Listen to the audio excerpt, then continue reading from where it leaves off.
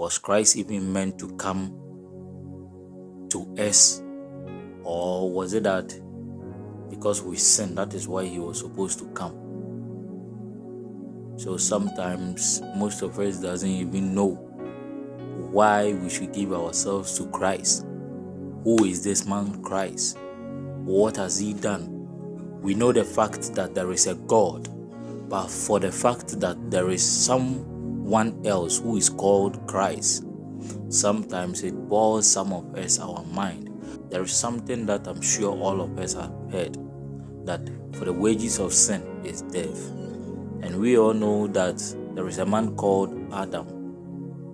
Once this man lived on this earth, dominion over everything, the person became a lord, a ruler over everything. And this lordship of this man fell. We all know that death happens when the source of life is disconnected. For instance, you and I know that our source of life for this flesh is from our inner man, which is the soul. Right now, if the soul is supposed to live, it means that we are disconnected from our source, and this flesh will die. This flesh will cease to exist. This flesh will have no purpose. So for the flesh to be alive, to have a purpose, it means that the soul has to be active. The soul has to be around. And when Adam sinned, Adam died. It means that he ceased from existing as the Lord God created him to be. He ceased from the purpose of God. So he became something else.